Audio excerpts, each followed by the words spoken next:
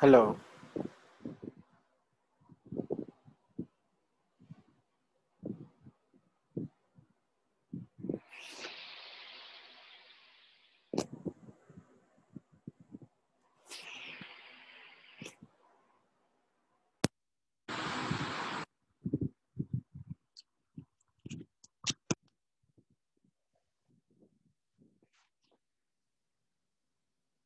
Hello.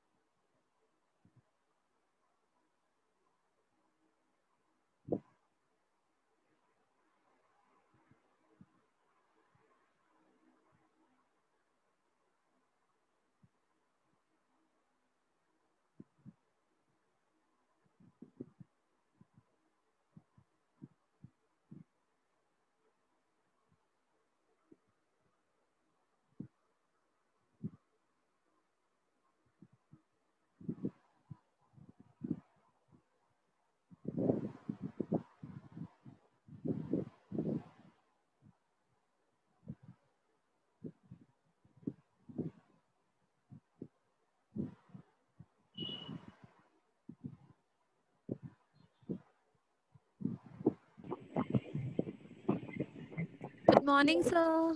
Good morning. Can you hear me? Yeah, sir.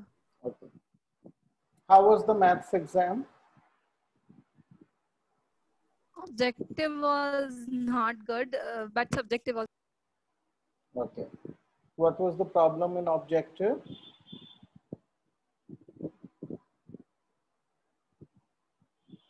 Actually, in objective questions were too much confusing about that all options.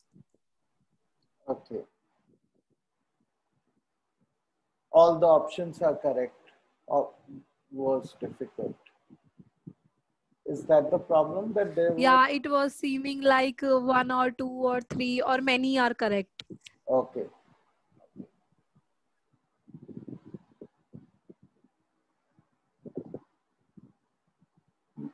Okay. So we will, the attendance is very, very low. Okay. But we'll still get started. Okay. So today we will start with the new chapter. There are a couple of exams remaining for you people, but physics and mathematics are done. So we will start with new chapters. So I think Rajiv sir and Ambassador sir will start with the optics for you. Okay, Yeah, sir.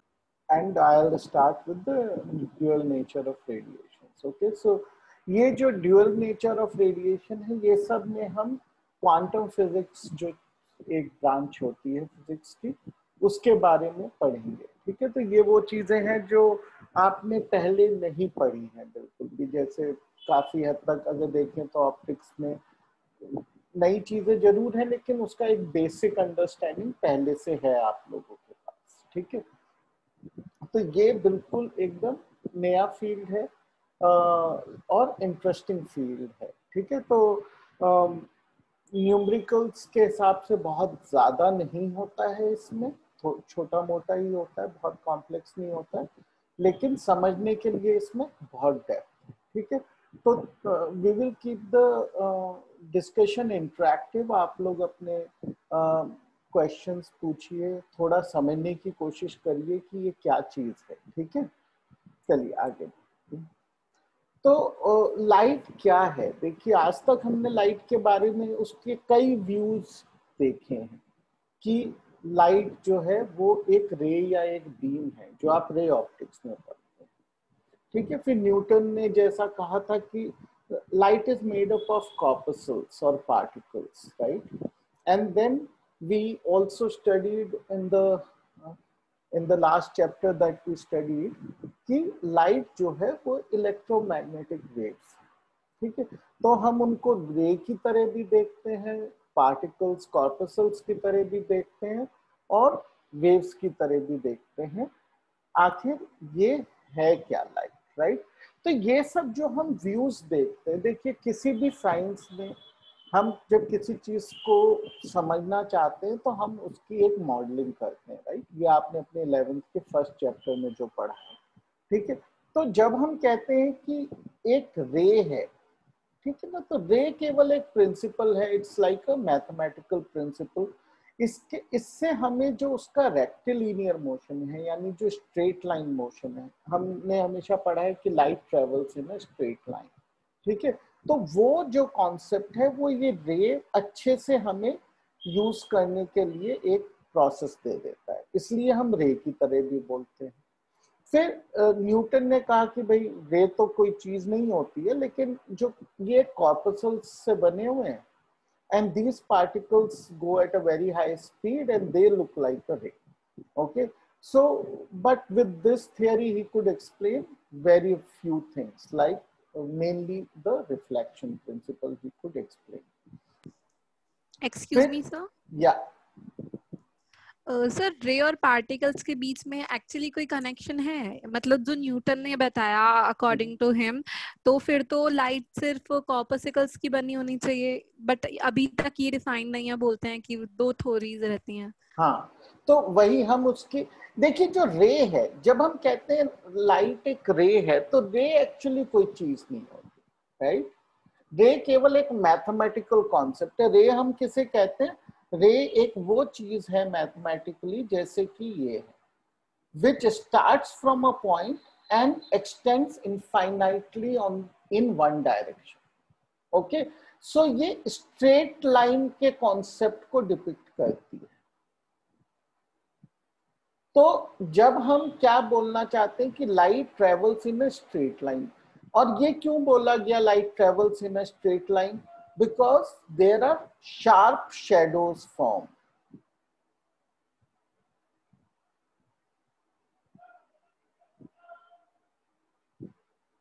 ठीक है ना। Sharp shadow form होते हैं जब कोई चीज, जैसे यहां से लाइट गई, ये मतलब ये मैं बहुत ज्यादा स्ट्रेट बना नहीं पाया लाइन, लेकिन जैसे ये लाइट जा रही है, मैंने यहाँ पे एक ऑब्जेक्ट रख दिया, तो जो लाइट इस ऑब्जेक्ट के किनारों के पास से जाएगी वही आगे जा पाएगी, और बाहर वाली ये वाला एरिया डार्क हो जाएगा, जिसको हम शेडो कहते हैं। तो ज्योमेट्रिकली अगर हम देखें, ये वाला प्रिंसिपल स्ट्रेट लाइन या एक रे डिपिक्ट करती है, तो इसलिए उसको रे कहा जाता है। It's a geometrical view.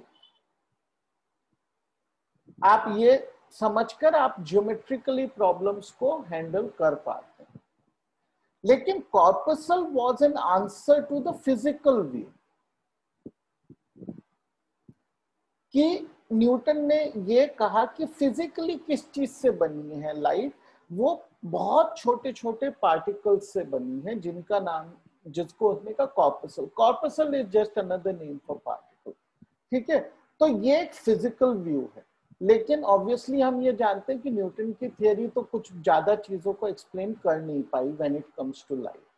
ठीक है, ये बहुत ही ज्यादा उसका एक पोस्टुलेट था जो बहुत ज्यादा दूर तक नहीं जा पाया, तो this is not a very powerful theory. Then with the sir can max, we say that light particle से बनी होती है बट हम उसे स्टडी करने के लिए एज अ रे ट्रीट करते हैं? बिल्कुल, हम ये अभी नहीं कहेंगे कि वो पार्टिकल से बनी होती है, हम ये कह सकते हैं कि न्यूटन ने कहा कि वो पार्टिकल से बनी है।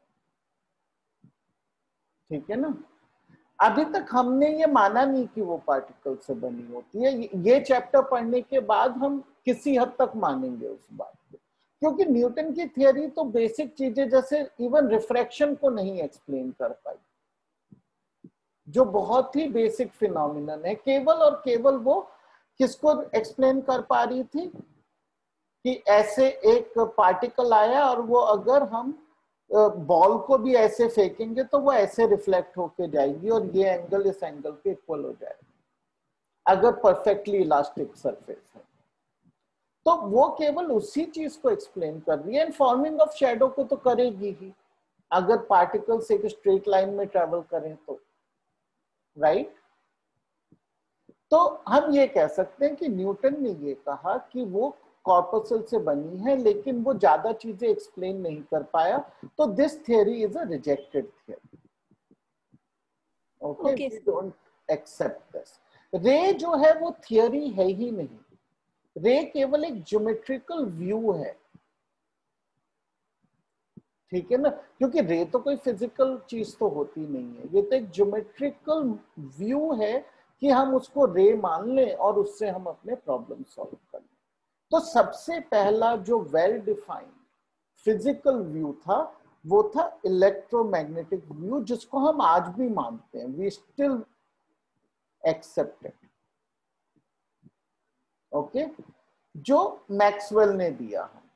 ठीक है, ये जो व्यू है ये हमने chapter what was that chapter 8, right, chapter 8 में पढ़ा है। ओके, द इलेक्ट्रोमैग्नेटिक वेव्स, उसमें हमने देखा कि light is one of the electromagnetic waves. Okay, तो इलेक्ट्रोमैग्नेटिक वेव्स क्या होते हैं, हमने पढ़ा है कि उसमें एक इलेक्ट्रिक फील्ड फ्लक्चुएट कर रही होती है और उसके परपेंडिकुलर एक मैग्नेटिक फील्ड भी फ्लक्चुएट करती होती है, और ये दोनों ही इसको एनर्जी देते हैं, राइट। इस तरह से ये प्रोपेगेट करती है, इस चीज को हम पढ़ चुके हैं। अब ये जो हमारा इलेक्ट्रोमैग्नेटिक थियरी है, इससे हमने बहुत कुछ एक्सप्लेन कर दिया, राइट। अभी आप जो चैप्टर्स पढ़ेंगे, राइट, अभी जो आप इससे प्रीवियस चैप्टर में पढ़ेंगे वेव थियरी ऑफ लाइट, उसमें आप देखेंगे कि चाहे वो रिफ्लेक्शन हो, चाहे वो रिफ्रैक्शन हो, चाहे वो डिस्पर्शन हो, ठीक है, ये टर्म्स तो आपको पहले से पता है तीनों टर्म्स, राइट। रिफ्लेक्शन, रिफ्रैक्शन तो मैं पूछूंगा भी नहीं, anybody knows what a dispersion is, ये हम क्लास 10 में पढ़ चुके हैं। डिस्पर्शन क्या होता है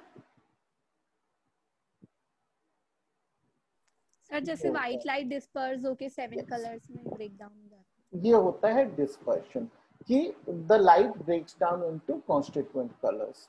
तो ये भी वेव थियरी से इजीली एक्सप्लेन हो जाता है।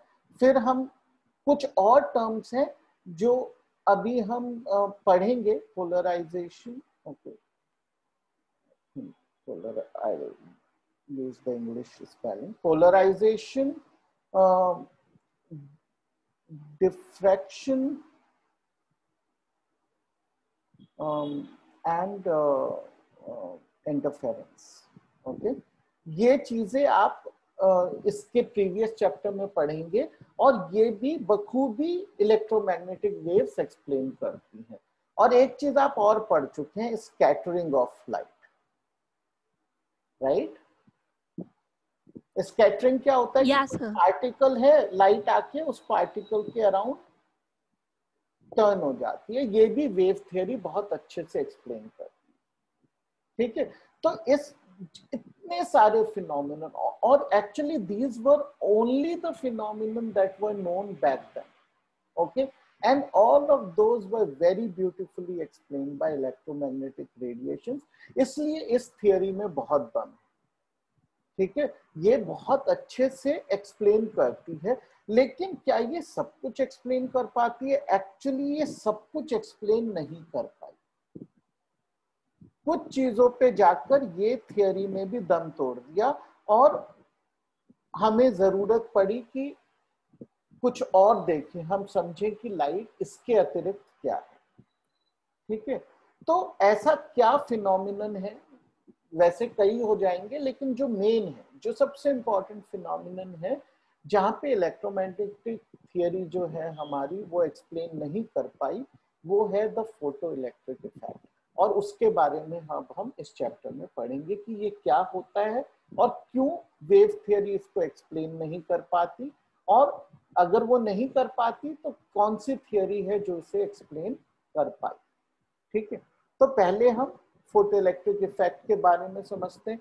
उससे पहले ये समझते हैं कि इलेक्ट्रॉन एमिशन क्या चीज होती है, ठीक है। इलेक्ट्रॉन एमिशन जैसा आप नाम से ही समझ जाएंगे कि इलेक्ट्रॉन एमिशन है कि किसी भी चीज में से इलेक्ट्रॉन्स का बाहर आना, एमिट होना, राइट। एमिट मतलब किसी चीज से बाहर आना, ये वर्ड हमें पता है। तो इलेक्ट्रॉन एमिशन इज किसी भी चीज में से इलेक्ट्रॉन्स का बाहर आना। Give me one second.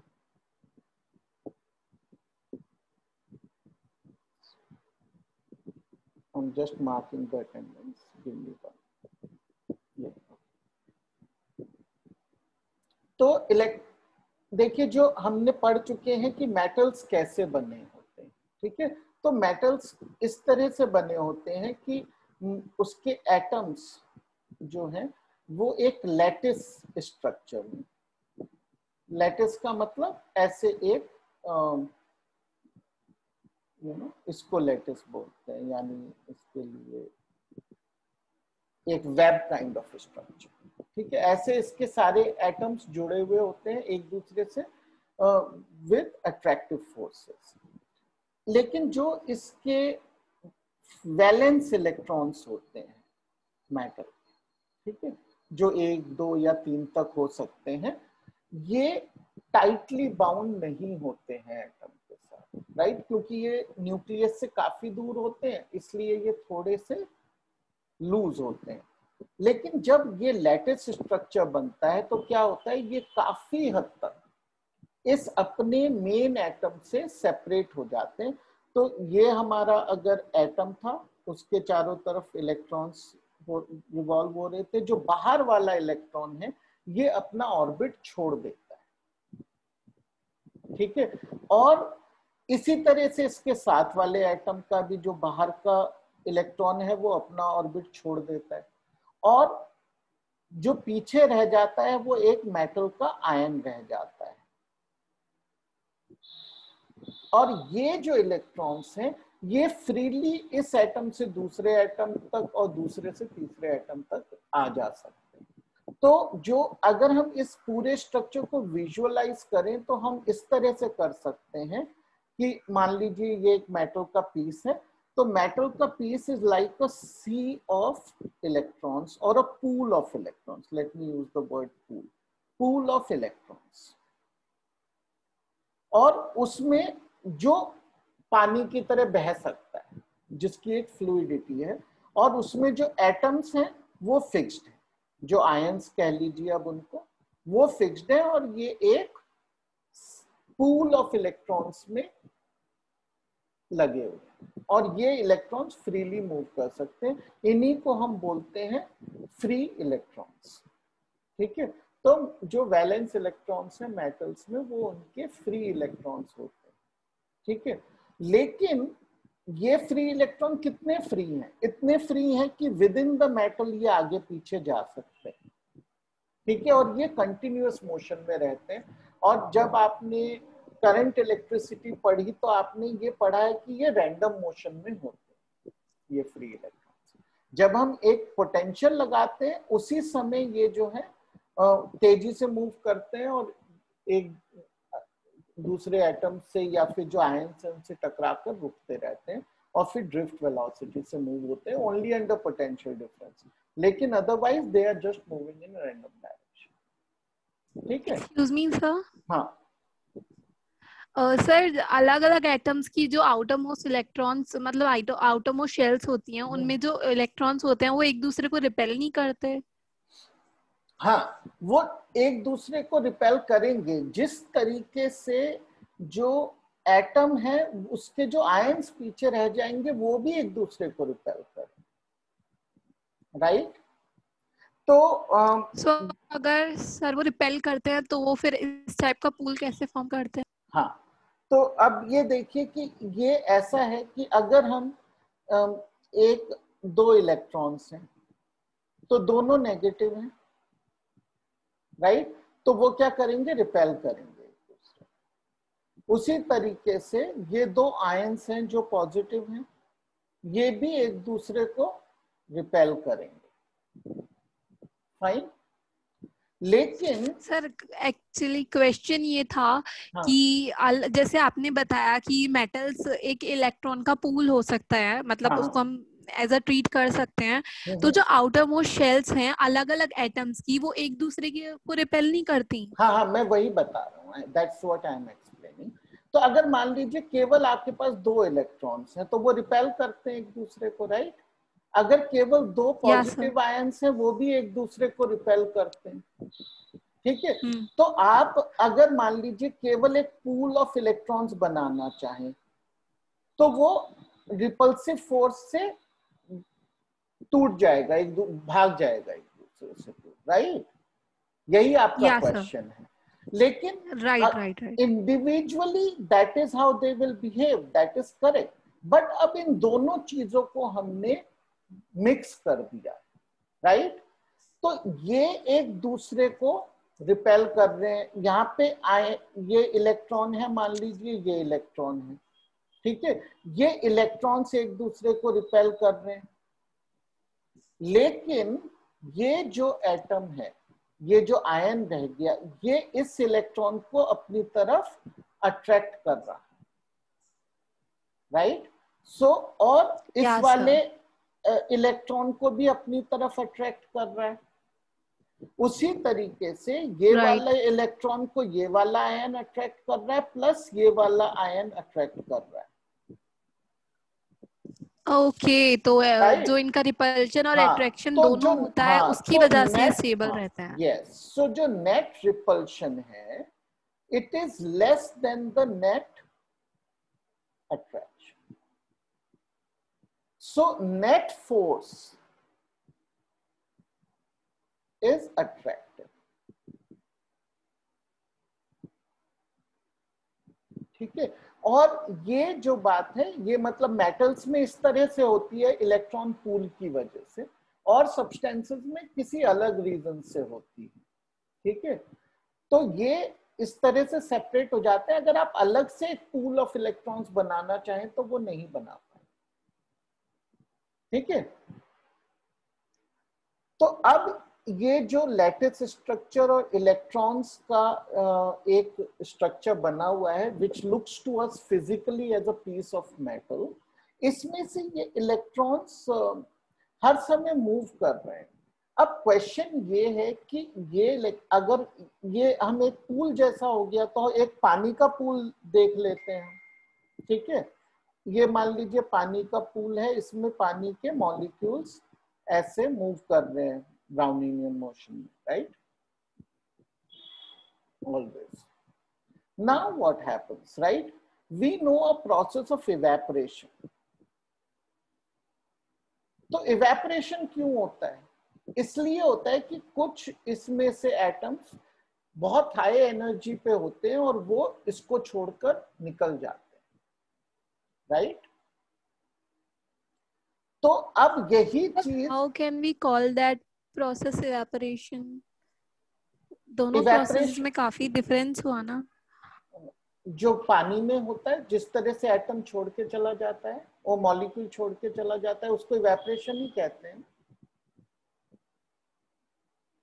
आप बताइए इवेपोरेशन क्या होता है? Sir, that's what you are saying, that's evaporation. Evaporation क्या होता है कि molecules of water leave the liquid molecule and go into the atmosphere, right? तो सर इलेक्ट्रॉन्स में भी चेंज ऑफ स्टेट होता है? हाँ, मैं उसी पे आ रहा हूँ। ये मैंने पानी की बात की, राइट?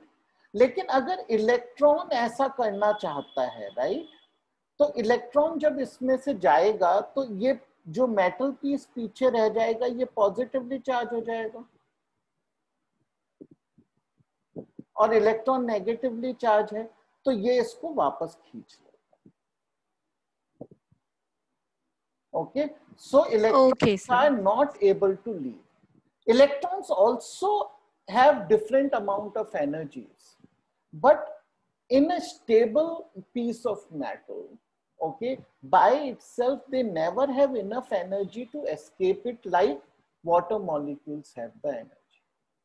Okay, तो ये अपने आप से नहीं जा सकता, but if we provide it sufficient energy, let's say we provide it energy, then it can leave and escape. ये एनर्जी कितनी होनी चाहिए? जो ये पॉजिटिव मेटल पीस और नेगेटिव इलेक्ट्रॉन के बीच में अट्रैक्टिव फोर्स है, इसको अगर ओवरकम कर जाए ये एनर्जी, तो ये इसको छोड़कर चला जाएगा, राइट? या सर, है ना? तो ये सिमिलर प्रोसेस ही है जैसे, लेकिन अब पानी में क्या होता है कि वो जब थोड़ा सा उसके बाहर जाता है, वो उससे दूर चला जाता है, पानी में इतनी स्ट्रॉन्ग अट्रैक्टिव फोर्स नहीं होती कि उसको वापस खींच सके, इसलिए इवेपोरेशन। बट सर इवेपोरेशन तो खाली लिक्विड से जब वो गैसियस स्टेट में चेंज होता है उस वाले प्रोसेस को बोलते हैं ना? हाँ, उसके लिए वो मेन नेम है, ठीक है ना? इसमें हम इसको एमिशन बोल देंगे, नाम अलग हो जाएगा, प्रोसेस सिमिलर है लेकिन सेम नहीं है। यू आर राइट कि वो सेम प्रोसेस नहीं, सिमिलर है। या सर, गॉट इट। ओके, तो अब बात क्या हुई कि वो अपने आप से मेटल को छोड़कर इलेक्ट्रॉन नहीं जा सकता, तो फ्री है लेकिन इतना भी फ्री नहीं है कि मेटल को छोड़ के चला जाए। लेकिन अगर हम उसको एक्स्ट्रा एनर्जी दे दें तो ये मेटल को छोड़कर जा सकता है, और जब ऐसा होता है उसको हम बोलते हैं इलेक्ट्रॉन एमिशन। ओके, तो ये इलेक्ट्रॉन एमिशन का प्रोसेस है, ये आपको समझ आ गया। अब क्वेश्चन ये है कि ये जो सफिशिएंट एनर्जी हम उसको देनी है, राइट? एक सेकेंड, हाँ, ओके, ये हमें इसको कितनी एनर्जी देनी है कि ये इसको छोड़कर चला जाए, right? So the energy, the minimum energy that we need to supply for this electron to leave the metal surface is known as the work function of, okay, of that metal. ठीक है, तो work function is the energy needed for an electron to leave the metal surface. तो ये definition है work function की। अगर जो हम पानी वाला एग्जांपल बोल रहे थे उसकी हम एनालॉजी में देखें यहाँ पे, right, even this needed some energy to leave, right? Yeah sir. उस एनर्जी का भी एक नाम था, क्या नाम था उसका? Atmosphere, latent heat of evaporation, of vaporization. Okay, so latent heat of vaporization जब तक नहीं मिलेगा ये छोड़ के नहीं जाएगा इसको, राइट? तो उसी तरीके से यहाँ पे इसको कौन सी एनर्जी का नाम क्या दिया है हमने? Work function. Okay, that is just a name, right? This is depicted by the symbol phi not.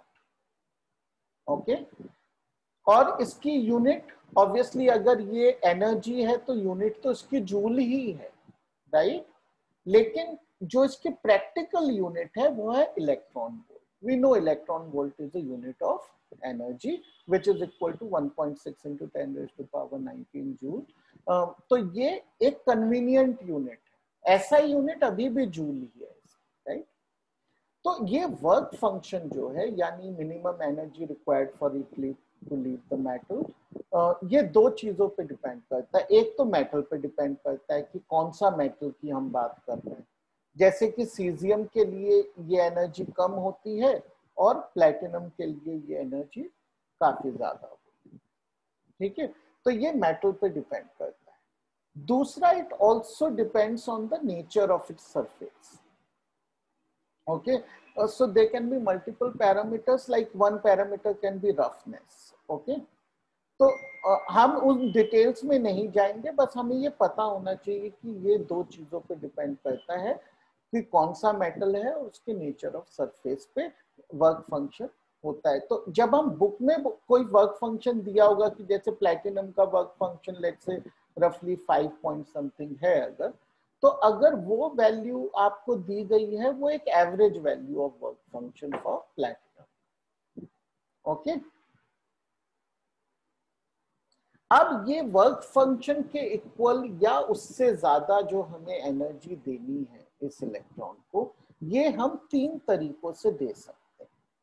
ठीक है, सबसे पहला है कि हम उसको हीट या फिर थर्मल एनर्जी दे सकते हैं, जैसा कि हम पानी के केस में हमने देखा. तो तब इन इलेक्ट्रॉन्स के एमिशन को हम थर्मियोनिक एमिशन बोलेंगे.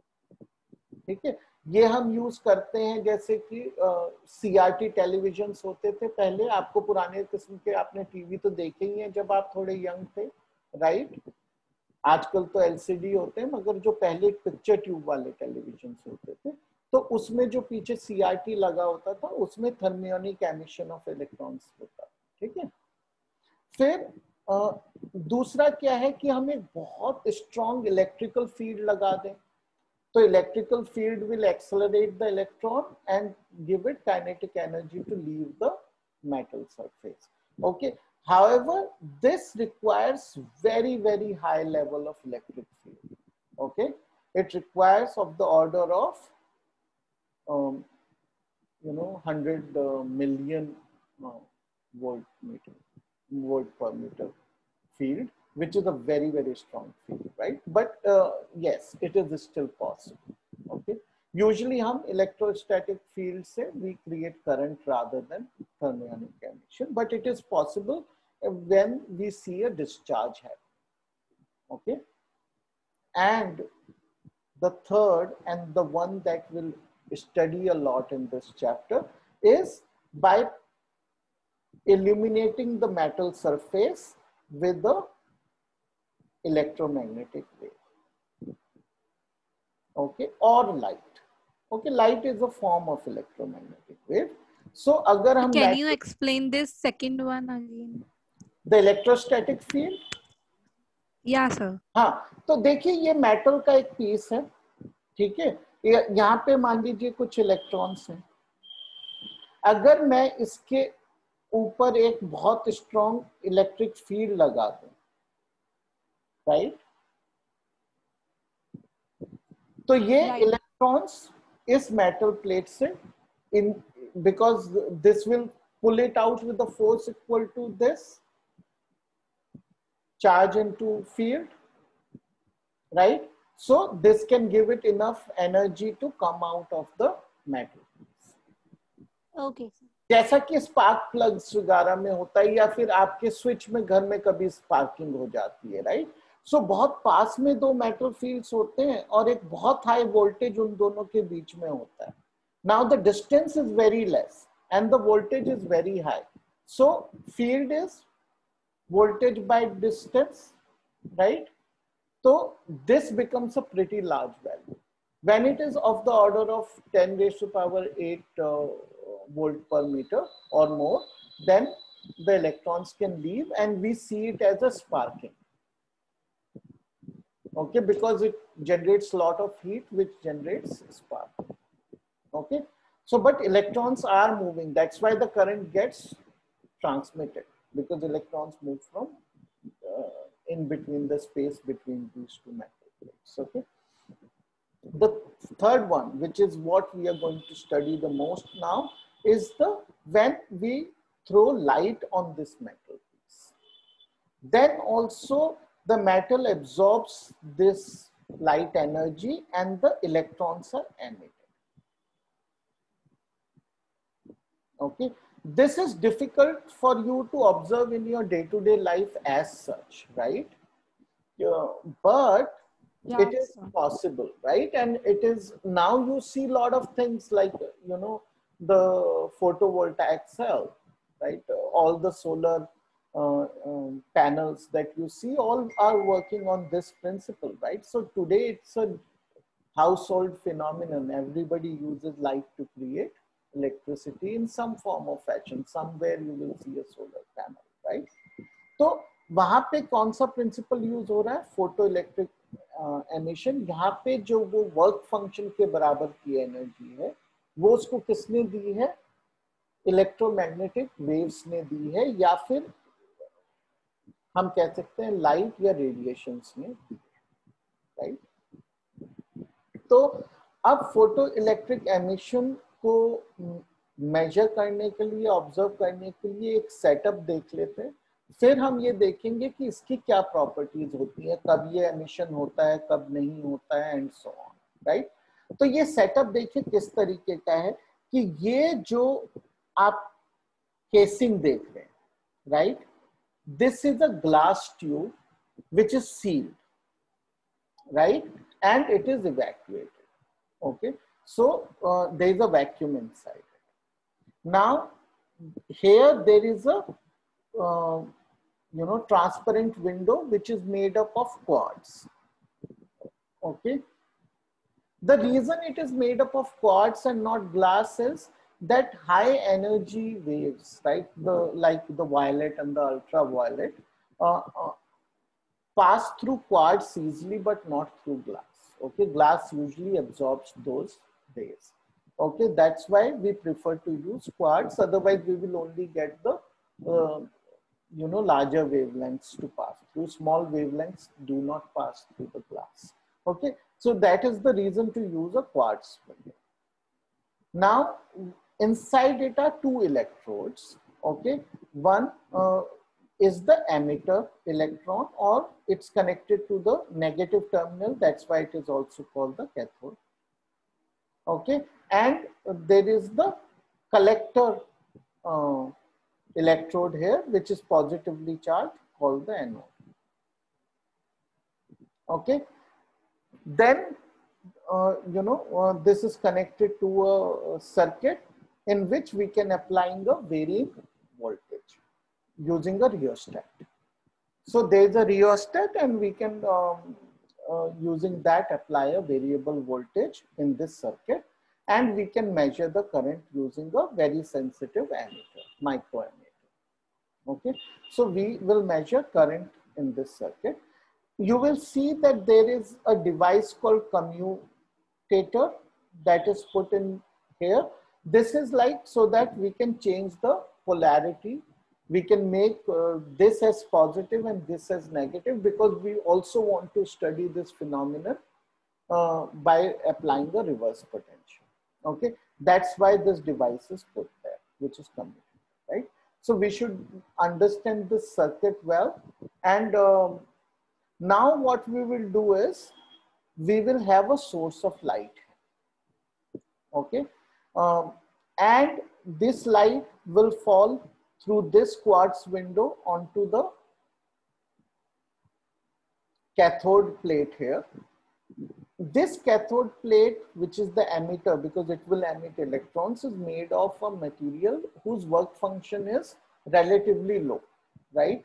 Because if it is very high, then the electrons will not be emitted.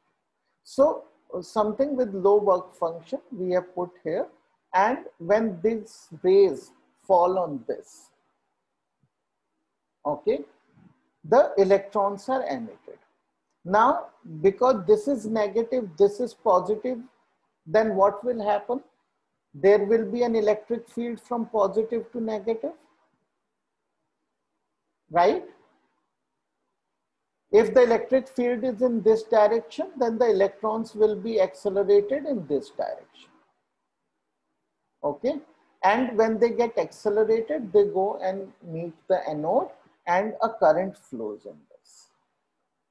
When the current flows, we can measure it in our sensitive emitter. So we will know how much emission has happened by measuring this current. Okay. So current is the indicator of the amount of emission to a large extent. Okay.